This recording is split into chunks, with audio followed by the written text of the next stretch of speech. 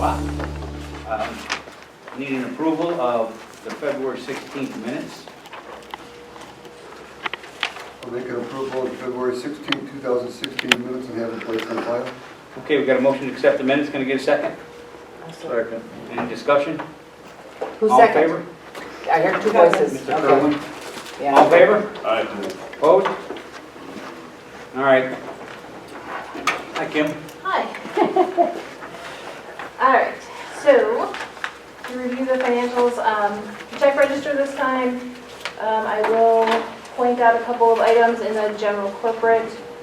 There's check number 17393, made out to City of Wilmington for $2,000.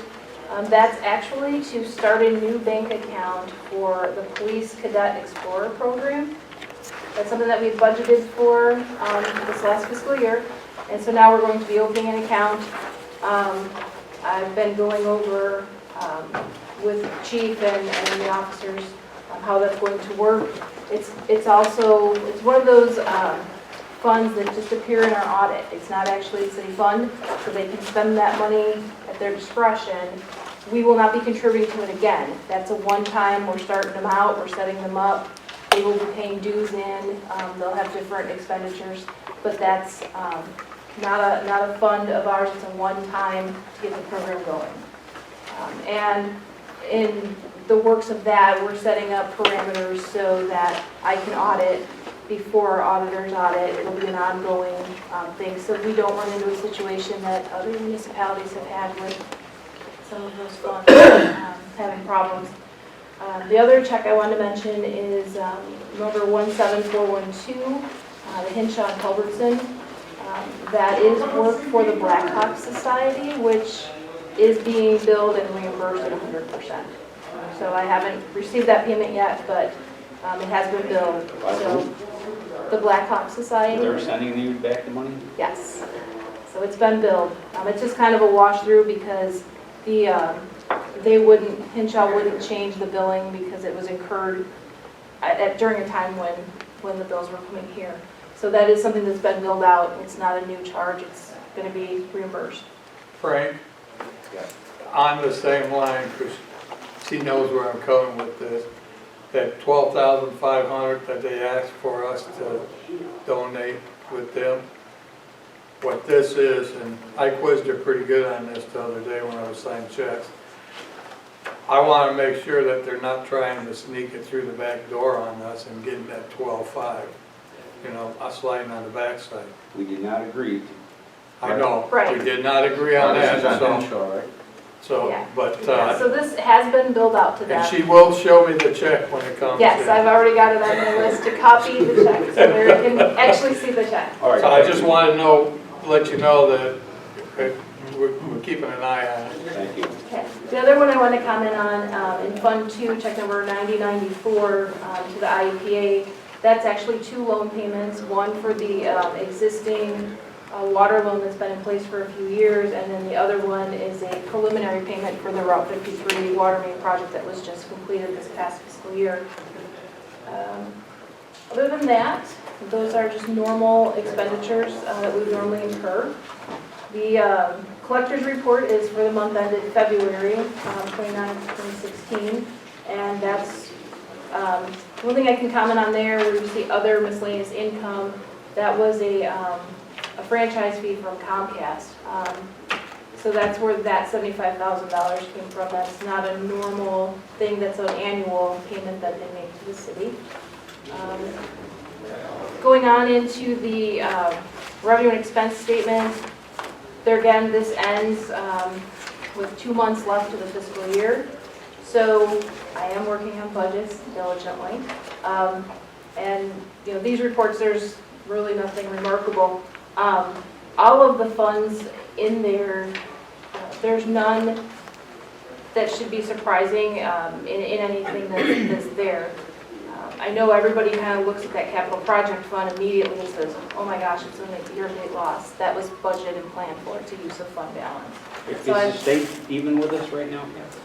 We've been getting payments in from the state regularly. Yeah, I don't believe we're behind on anything. IDOT is a little bit behind. And I've been working on that, trying to find out where some of our payments are, but we have about $30,000 in receivables through IDEP projects right now. Gambling revenue shares been keeping up like that? Those have been coming in fine. We did have a big transition in the month of February from all of our bank accounts. The Illinois funds, that gave me a huge hiccup and a lot of agony in the office. Illinois funds holds our bank accounts, the majority of them. If you have a tax payment coming from the state, you have to have an Illinois funds if you want your payments direct deposited. We did. Well, the state decided they were going to revamp those accounts. So luckily, I planned ahead and moved money around to some of our local banks because they locked up our funds for about 10 days. So it was kind of agonizing for me, but all those bank accounts got converted where they needed to. So the money still sits there, and then we just fund the local banks as we need them. Our local sales tax from our businesses, is that paid in monthly here? Yes, it's in arrears. So it's about anywhere from 3 to 4 months in arrears, but we do get a payment every month.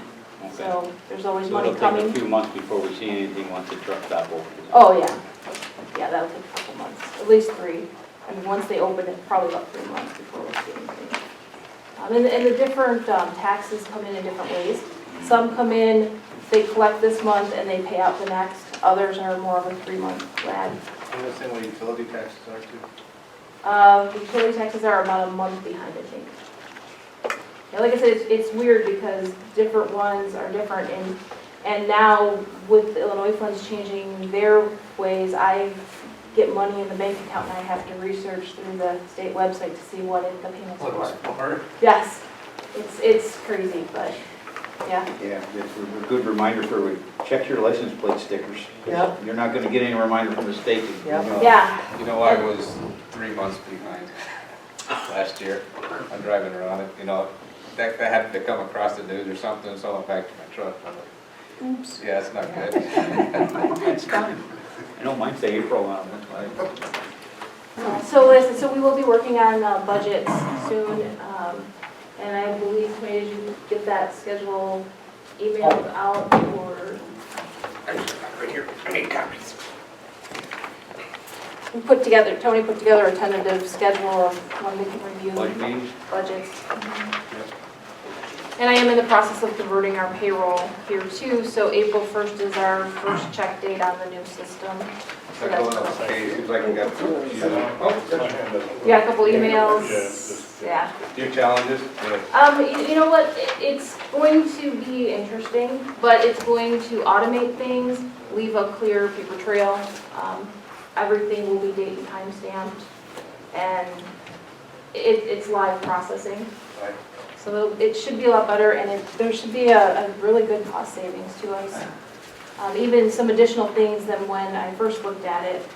So hopefully it all goes well, but right now I'm in that double check to make sure that nobody's paycheck is processed incorrectly.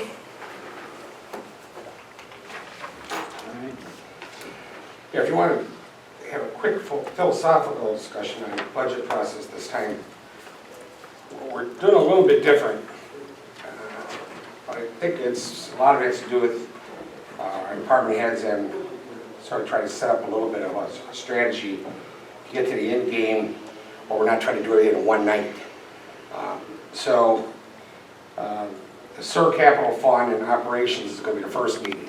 That way, that's probably our most intricate operations right now with the fees and everything else. Where are we at today? How are we doing with the improvements? And we know we have issues with the I&I and things like that. So let's try to get that one out there.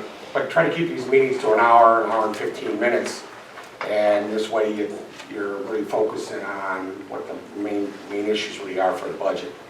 I think that'll help we all get to the end of the game. So there's some special meetings. So we'll have one of that meeting. You know, Darren and Kim are pretty much done with it already. We're starting to go over it to fine tune it. And then at the regular committee meetings, since we really don't have a lot on the committee schedules, so what we're doing for the police and ESDA, So that night, we'll do their budget that night. And this way we'll have their proposed budget, their operation budgets for ASDA and the police on the same night. And then the next night will be the water operations. This way we get the water capital fund and also the operations fund. And with a lot of the assessment that's been going on when Darren's taken over, we got some good information that we're going to be able to share where we're at today in operational needs. Then we're going to do another special meeting for general corporate.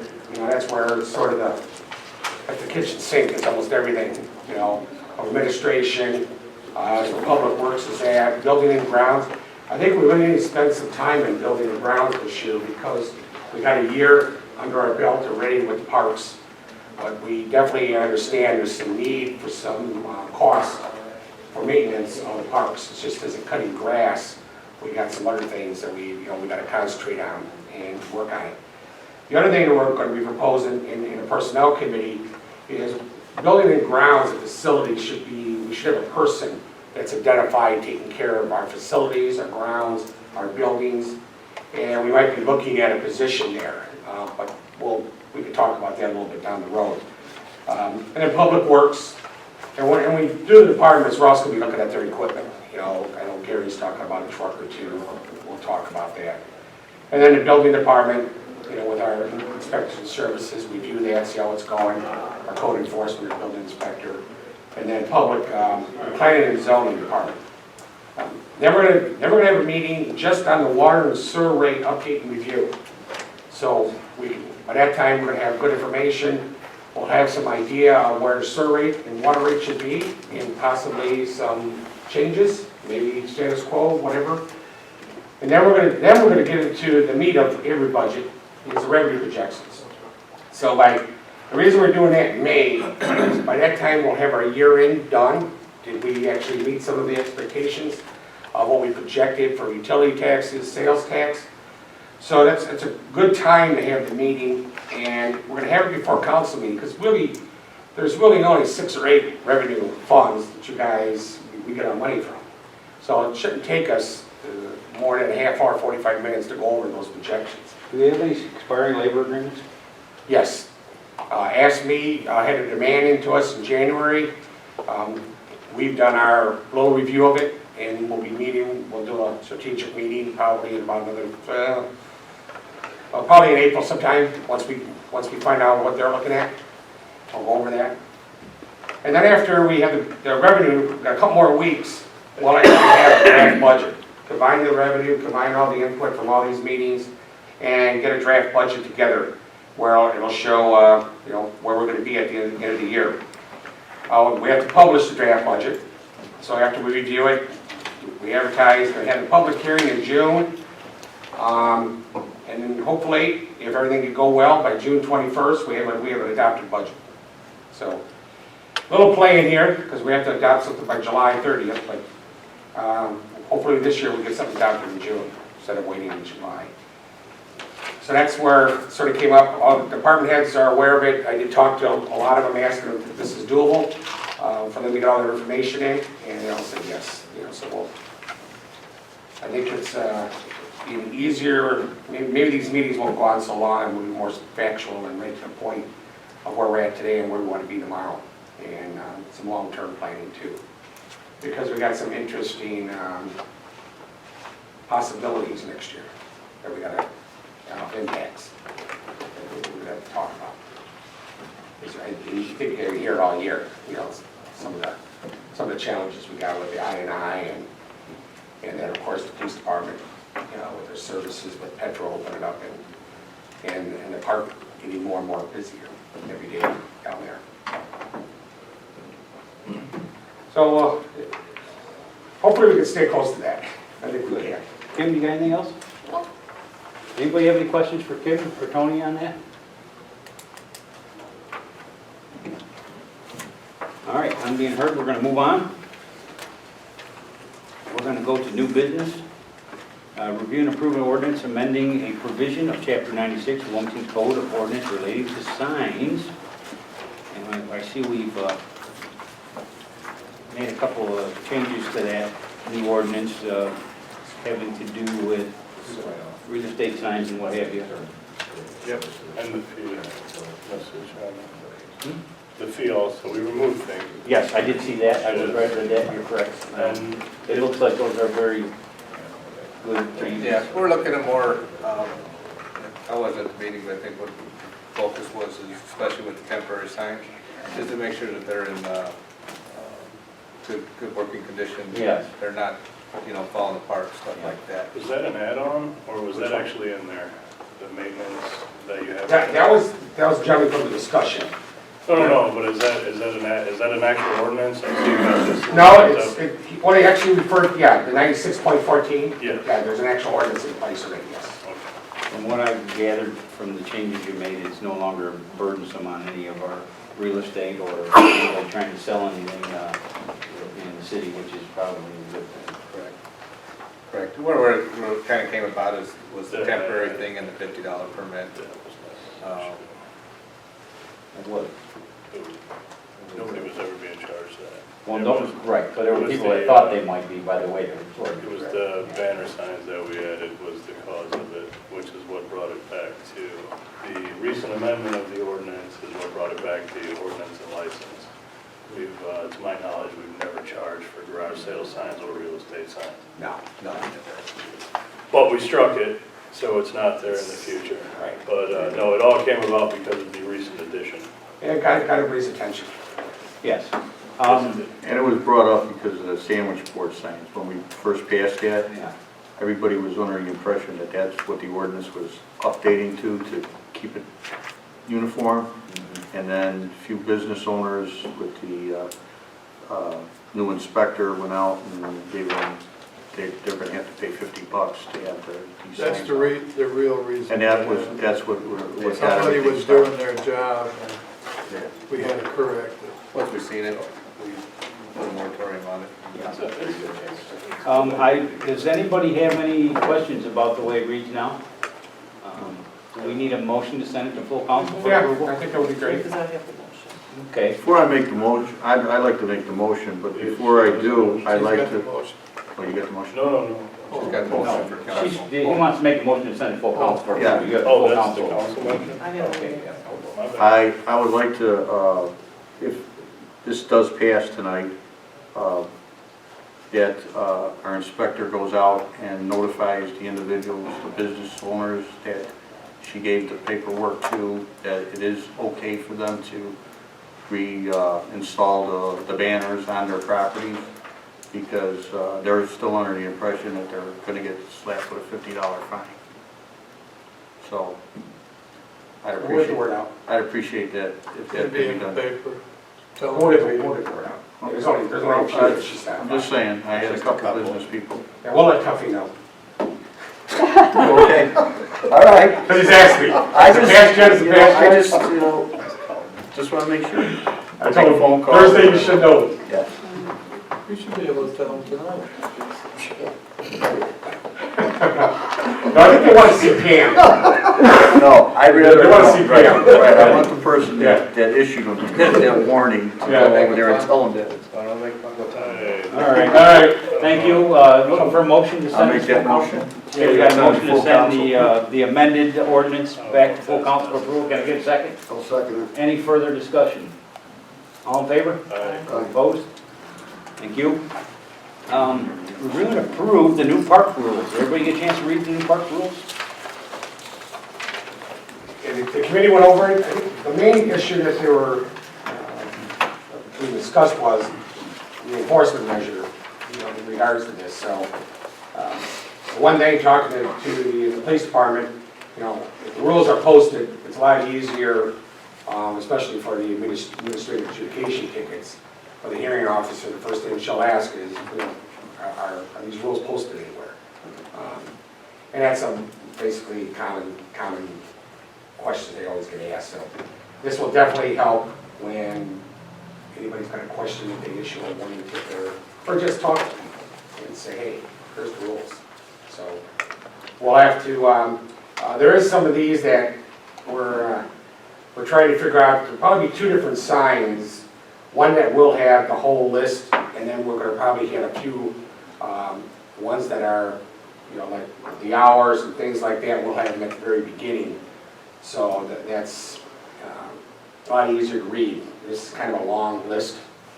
So if you see a couple different signs that we'll have the big rules up someplace, but then we might break out a few of the signs, a few of the words on a special sign, just as they enter the park too. And on the bottom it'll say also see park rules, you know, at our website. One question. Yeah. Just, and it's no big deal, but where you got pets must be leashed and in excess of 10 feet, you didn't include anything about cleaning up after your pet that you're gonna bring in the park. Oh, yeah. That's a very good Hey, Frank, good question. That's what I got. I would ask you what are you gonna do about the geese? Yeah, well, The geese. they're not pets. They're not on Well, I think we're looking to hire somebody to take care of the geese now. That would be a good thing, because those white ones or swans aren't getting it done. I always heard someone that dressed up as an owl probably could work, yeah. Only for about 30 minutes. That's the only question I had about the rules. I agree. That's a good point, we probably should have that pooper scooper thing in there. We could add that. Well, if you keep it with pets, Yeah, we won't put it, like it was said, the geese aren't nobody's pet. pet must be leased in excess and, I'll add right there. And just put it. Just a general statement, clean up Yeah. after yourself. No, I didn't make the, Just getting them to get them on the leash would be Is another good. concern. didn't make the B&G, so we are discussing actually posting these then, now. That's, If you guys, I mean, really, we're looking. I think we can look at council class factor. to give us direction. If you're all good with these, we could order some signs. well, I mean, signs, 2 B&Gs ago, signs didn't even seem like they were in the making, which is why I didn't make the last one, and you're talking about signs now, which is why I was curious. Oh, we have to post it. Well, no, I understand. Some type of that. I signs. mean, that's, We would like I said, order. a month ago, that didn't sound like the direction anybody wanted to go Oh, in. that, That we're gonna post these, There- we're there gonna was- continue to yes, get there was these some to people discussion who rent that- the park. where are we gonna post these? Are we gonna But put not signs up or people not? who- Are we just gonna put it in the reservation, application? No, we do need to post them in certain locations. No, I agree, 1,000%. I just, Pavilion, right now, we're looking at pavilions and the entrances, at least. fair spot. Yeah. I'm fine. Okay. All right, is there any action required for this at this point, or? I think consensus is what we're looking for before we posted it, you know. We have to send, wait, Well, it is on the council Yeah. agenda, but you can do a consensus vote to send it to council for Here, approval. he didn't create a resolution, right? No. it was just just a- says, Just a I move to motion. approve the park rules is what it says. And you know what? You go ahead. That way it's well, just consensus, but it's also a vote. That's fine. I'd send it at the same time. All right, we're looking for a motion to send it, approval of the park rules to full council with the suggested changes. I'll make it. Okay, we have a motion to forward these to full council approval. Can we get a second? I'll second. Any further discussion? All in favor? Aye. Opposed? Review the 7th amendment to the annexation agreement with Ridge Logistics. And I've been reading through these things, and boy, oh boy. There's a lot of lawyer stuff in here. So the Seventh Amendment is basically, it's a cleanup. In all the work we did with the big book and everything else, the one thing that we didn't address in a very easy way was rail service. We had it in the zoning that rail service is allowed and all that other thing, but in the code book and everything else, is rail service considered part of the setbacks? So we just wanted to clean it up. So in the annexation agreement, what we're doing is we're just changing, and the class example is looking at Transcold. When Transcold came in, during the site plan, they did identify that the rail was going to be right next to the building.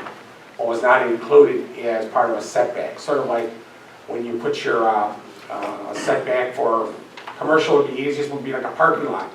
Parking lot is not usually considered part of the building setback.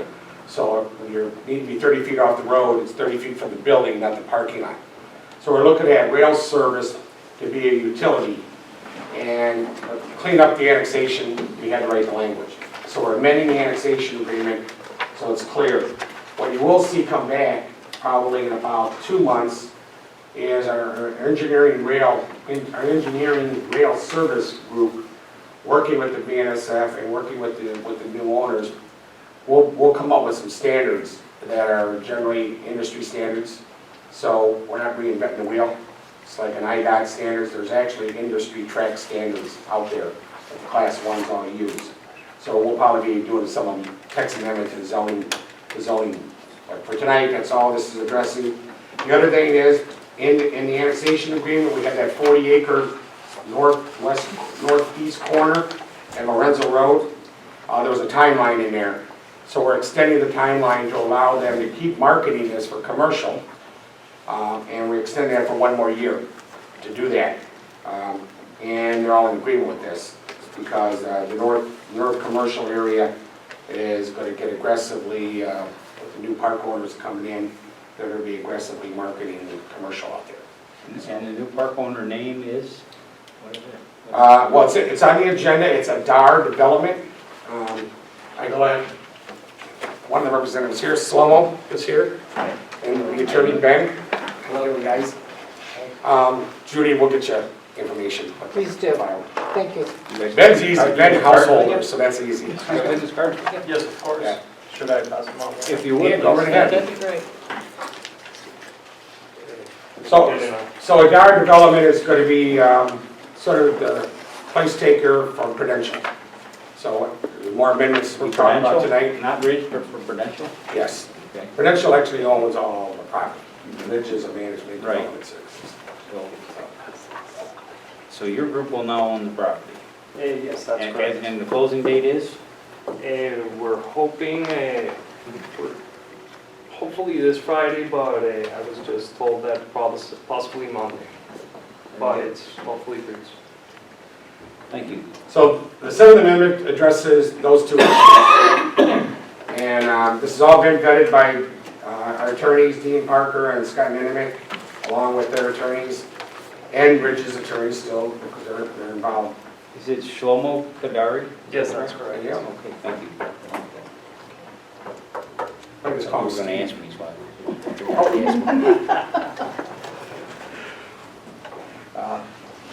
so So that's one that we're looking at. And then the next one's, it is a little bit more detailed, but generally what you guys are looking to approve is, as part of the transfer, they want to basically have a document that says what's been done and what's being assigned and transferred to the new owners from the old owners. So we're creating this approval for the annexation agreement and estoppel. And the estoppel basically is just reaffirming and of knowledge of what we know, what they know, what everybody knows about the property, about the annexation, and about all the transactions that have happened out there.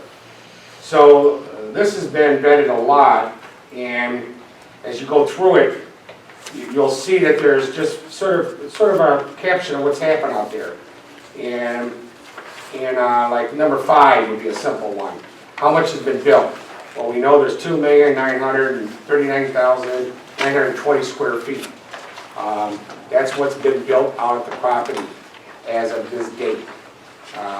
There's also sort of like a closing doc in one respect. We've all been at our closings with our houses and businesses. So you will see a blank or two here. Those will be filled in upon the closing date. And it'll be part of the settlement cost. So Henshaw has some outstanding, as we all do, outstanding balances that have to get paid. So they'll be paid at closing. That number will get filled in by Friday. And then as you go through it, it just sort of identifies, grass camp. We have accepted grass camp, but we haven't accepted Design Road or Ridgeway Road. So it's just sort of letting the new owners know, and the previous owners, there's those roads still are under review. And as we go through it, there's exhibits. And as you go, like number 8, they want to have an exhibit because there's a nice exhibit about 129 that goes into the park. To me, it's more of that, just knowledge. It isn't anything we approved, it isn't anything that's been approved. It's just knowledge that 129 is under design by IDOT. but they wanted an exhibit to be attached. Can I ask just a, hopefully not a stupid question? No, it won't be. With Elion Partners taking over, are they going to, is your group going to also assume the responsibilities of the development, like what Ridge was doing? Are you guys marketing it yourself? So, if I may? Yes, go ahead. So basically, we're a real estate investment firm. The seller, Prudential Life Insurance, is owning it through one of their funds, which is also a real estate investment firm. Sure. But they're more of a passive owner. They rely 100% and solely on their preferred developer or local developer. They own 100% of it. Ridge is a service provider. Yes. We are the same as Prudential, but we are closer to the real estate than Prudential. Based on our background, we're all real estate guys in the firm. Okay. But we're in 16 different states. So we take advantage of partnering up with what we consider best in class. Okay. In this particular case, we are coming in and we're going to review all of our relationships, all the way from Ridge to JLL, the brokers, to the engineering firms, to the construction. We don't like to come in and shake. You know, we pride on having best of relationships within the industry, but we make sure that the people that represent us are representing our DNA and our culture. I would hope so. I totally understand. We are going to review everything, and believe me, when I say we are putting it in one of our funds, or however you want to call it, that is a long-term fund, which means that we have no intentions to sell in the next 15 to 20 years. Okay. So, I guess that leads up to my question, and I appreciate your answer, but Ridge Logistics Parks LLC, is that going to stay the same? Are the names on these annexation agreements going to stay the same, or are these going to change in the near future? no, we're going to own 100%. Are they, or are they not? The names will change, but all the commitments are being assigned and transferred to the new owners. And it's part of the sale agreement that everybody understands where we're at on this TIF and what was agreed to and what is going to be hopefully Yes, continue the to be honored. TIF is. We spent a lot of time negotiating Lots this, of and time. I know there's probably some concern here on this. Yeah, we're not renegotiating the agreement. They have not asked to renegotiate the agreement. And like I say, everything is going to be, and it's a lot of buildings too, that were in the agreement, like the fire station has to be built. Yes, they're honoring that. You know, any contracts that got signed for like Project Phoenix, I'll speak for that one. All those contracts are in place already. You guys are honoring those. Correct. So it's To your point, we've been under due diligence for almost 10 months now. Okay. The gentleman right next to me knows the annexation agreement better than the book of his life. So we've gotten very acquainted with not only the annexation, but everything on the macro and more detail. We appreciate that, and we have been a very active participant and partner in this, and we're also very concerned about any liabilities created for our small city. So we just want to make sure that everything's going to be honored and there'll be no surprises, and things that were put in place, like the help for our police facility and the continuing of the purchasing the cars and things like that are going to help us provide the services you're going to require out there, and all that's going to stay in place. So And if you ever need any direct communication, you have my card, and like I said, we are going to own 100% of it, and we say what we do and we do what we say, and I hope to live to up to that. We represent a good firm. thanks for answering my question. Thank you. So as we go through the estoppel, it's sort of we're acknowledging what we know today. And so everything's been reviewed, dollar amounts, everything's were there. So at the end of the day, the motion is going to be to approve to execute, the mayor and the city clerk to sign and execute. But as in all these motions, we always say upon legal review, which will be the attorneys and ourselves, the staff review. So the estoppel is pretty much what it is, and The one good thing that we're finding out through this whole process, the 10 months of, they're really understanding the annexation agreement. Because one of the things that we've always had our challenge with, we've been amending as parcel by parcel sale happens. This will be a little bit, probably the norm, as being the owners from now till the end. They're not gonna be selling off parcels, but what will be happening is, on a parcel by parcel basis, we still won't have the amendments that'll come to us, but that'll mainly do to focus on what they need to do for that, all the improvements, all the agreements they have to meet, parcel by parcel basis, a TIF note. TIF notes will not be issued until there's a demonstrated increment, which will be a building permit or a certificate of occupancy. So they understand all that. So it's been a very good education. So as this goes along and they sell parcels, the TIF obligations will stay with Elion. Yes. Yes. Yeah, and at the end of the day, if you guys go way back when we passed the TIF resolution, which we have another one tonight coming up, we had a cap on that of $101 million, because that's what we felt the feasibility study would support back in 2007, 8, 9, and 10. So we'll talk about that later, but we have another TIF resolution coming up, but it doesn't impact any of the agreement. So. And anything, Tony, that would have come before the council for approval will continue to come. Yes. Nothing will change.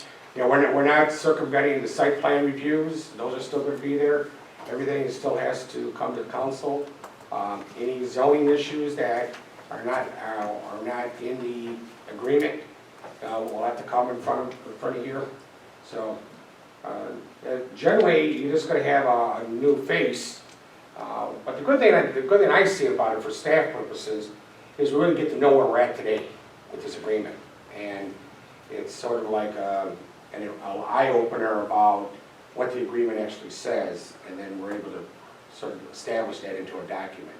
So I like the idea that the owner is a more real estate sales-based outfit that may be a little more aggressive at trying to move some of this property rather than sitting on the sidelines hoping that their third-party person gets it moved, so. Yep. well, I can tell you, if you go on their website and you look at the Adar development, which is, they show the CDC building that's out there. I mean, that website just blows you away. It's got, Sloan likes to use a drone. So you could pull that website up. I actually use it a lot already. When people say what's going on out there, I send them to their website because he's got that drone flying around and shows the whole park, which is good because a lot of people don't realize what's been built already. How does Adar development fit in this? Yeah. So, remember I told you that this property is going to be warehoused in one of our long-term funds? So, our long-term funds, we call them Adar. Oh, very good. It's the ones that we hold on an open-ended basis. That's why it's called Adar. Thank you. So the 10th Amendment to the redevelopment agreement, it's again going through some certain items that they wanted to ensure that nothing's changing. As you can tell, we still have the underground, what I call the unpermitted owner interest transfers. It's a bunch of legal things, but basically what it does is it really identifies that there's no loopholes. We're not going to, as city, who do we go to say who's in charge of this? Once they take it over, if there's something that isn't completed, we're not going to be tracing down Prudential. It'll be going right to, Adar. They're taking on that responsibility. So that has to happen by Bridgeport and Prudential signing off, that they're signing everything over and transferring everything over. So we got a few things that are in here. Scott's, this is a lot of legal things, but I don't think there's much in here that I can really talk about. No, I mean, bottom line is, Dean negotiated this with Ben, their attorney, but this is all part of the transfer. This is all part of making Elion new Bridgeport. And if I may just say that it has been very pleasant working with these gentlemen. There have been times that council is, say, well, make sure you watch Ridgeport, whatever, and yeah, it's been interesting with them, but I will say this has been a very pleasant experience. Good to hear. Very cooperative experience, and makes life a little easier. So is the name on the water tower gonna change? The park's still gonna be Ridgeport. Yeah, Okay. it's Yeah. still gonna be- Review everything. Okay. I had to ask. No, it's a good question. Well, I already asked we that. could make a tutor if you want, but I mean. Tudorville. Well, watch that now. So 10th Amendment really is just talking about all the transfers and responsibilities is going from one entity to another entity.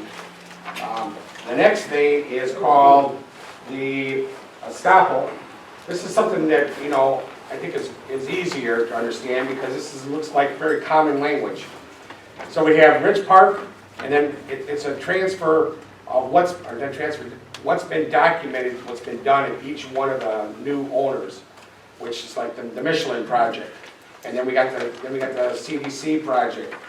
And as you get into the new one coming in, Project Phoenix, I'm not going to say the name, but everything that's been documented and been approved now is just put into numbers. And at the end of the day, we do get a total. So we've gone through all the improvements and the acquisition dollars.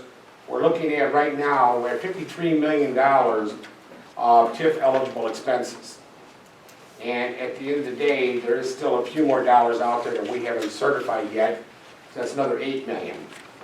So as you can tell, we're getting into that area to where we got about $40 million of TIF eligible expenses left for this project, which is good because when you get the new potential new owners want to come in and locate here, we got some incentives yet to still attract the big one that wants to come in here, or the small guy too that wants to come in. As long as it's all good jobs and meets what the community's expecting. So all this is just basically identifying what those are. And the last one, this is a resolution. We've identified, as you know, we removed a certain amount of acres for the petrol site on the TIF, because in the agreement, no commercial can be in the TIF. However, they bought some land. The church property, I call it, at the southwest corner of Kavanaugh and Lorenzo, has been purchased and is owned by Ridgeport Prudential. So that property is being transferred into the site plan for Project Phoenix, but it's not in the TIF district.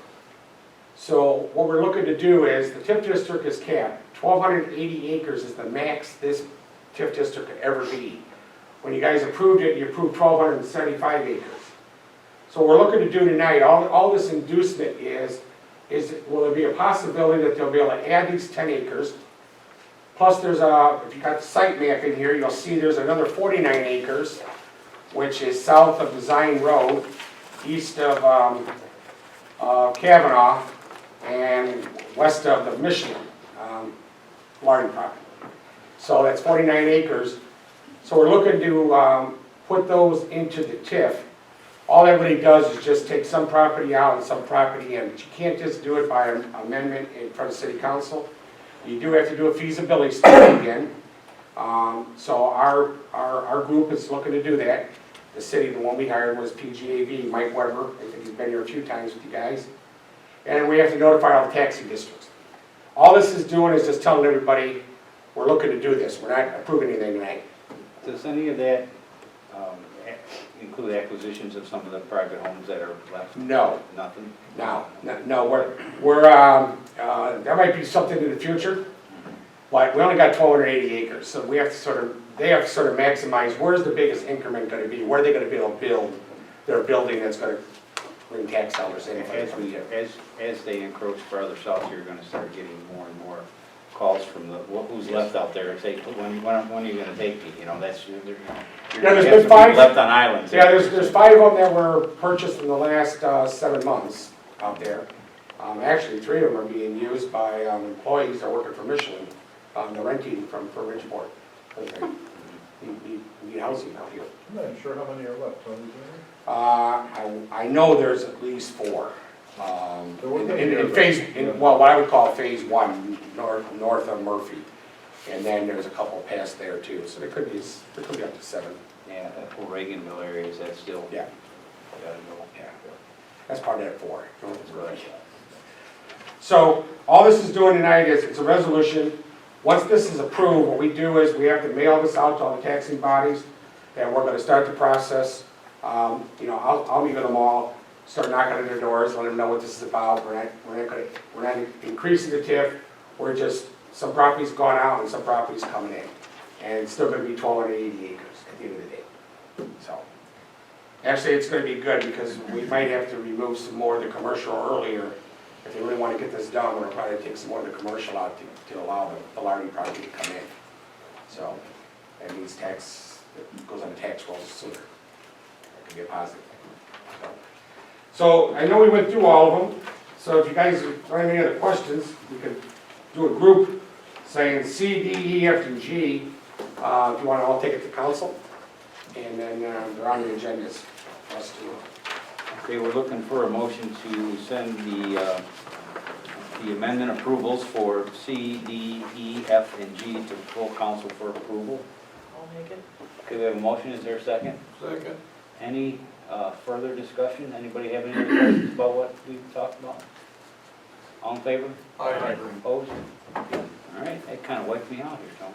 Yep. Motion for adjournment? So moved. All in favor? All right.